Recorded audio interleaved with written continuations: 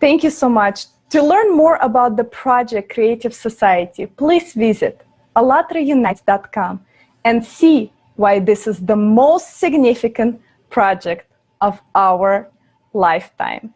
And today with us, we have Gerald Auger, a Canadian actor, honorary representative of the Indigenous ethnic group, producer, entrepreneur, and motivational speaker.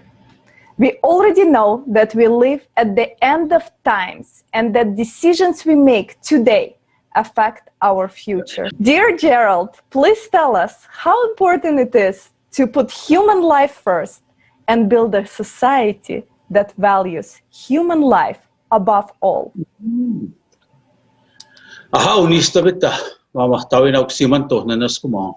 So I want to thank the Creator first and foremost for allowing me to be here today, to be able to share with you the knowledge and wisdom of my four direction elders and ancestors. The value of human life. It was said that when we go on our spirit journey after our physical walk is done on this earth, as we journey towards a doorway into spirit world, there will be two keepers that will stand at the, there will be a male entity that will be the doorkeeper. And to the left will be a female entity. And she will ask you one question as you journey towards that doorway into spirit world. And this is where Creator's law come into effect at that time. This is where it was said, Creator loved us enough to grant us free will. We are free to make choices, but we're not free from the consequences.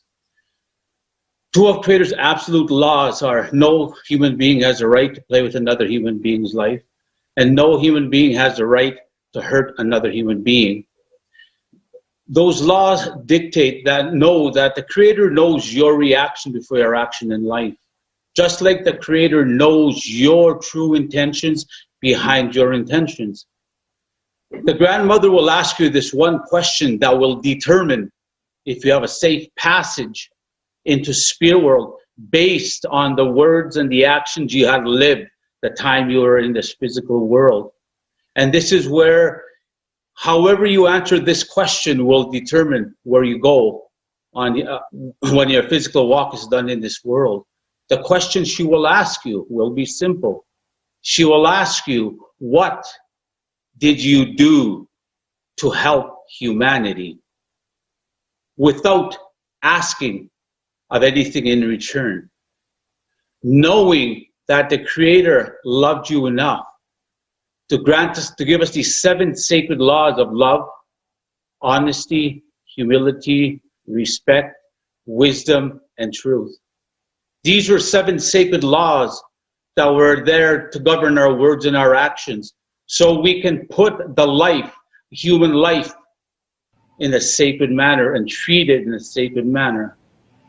But the world has forgotten those 7 sacred laws and is now deciding to live by honoring the 7 deadly sins of sloth, wrath, gluttony, pride, lust, greed, and envy. When you can understand what those 7 sacred laws that were given to every race of the human family, my white brothers and sisters, my yellow brothers and sisters, my black brothers and sisters, and us as the red people. We were taught since birth what to honor those 7 sacred laws, because when we do that, not only do we honor our higher power that we know as the Creator, but we also honor human life, our fellow human being, through those 7 sacred laws. So that's why it's important on this physical walk, because this physical walk is but a blip on the timeline of eternity. And eternity is a long time to get it wrong when you go home back to your higher power. That is how we are taught to honor our fellow human being. Because in my language we say, the Creator is always listening to our words, watching our actions.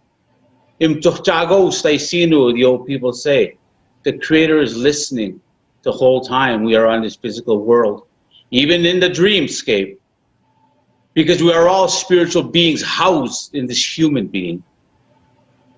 This consciousness that we talk about does not come from the mind. It comes from spirit. It comes from the beginning of time and will be here till the end of time.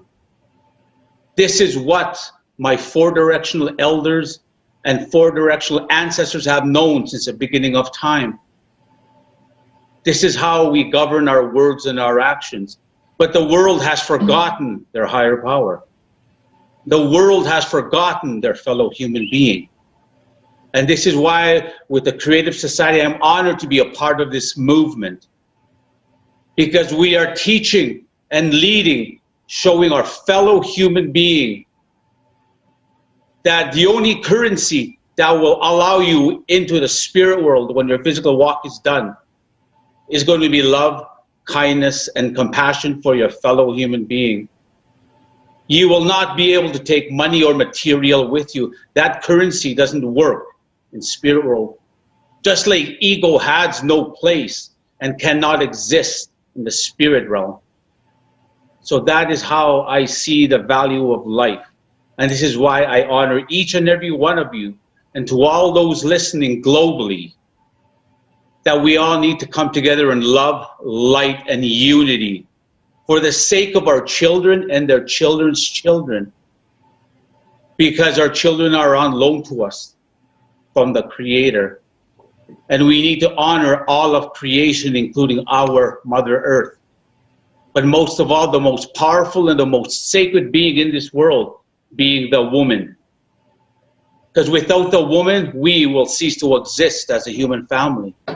Without Mother Earth, we will cease to exist as a human species.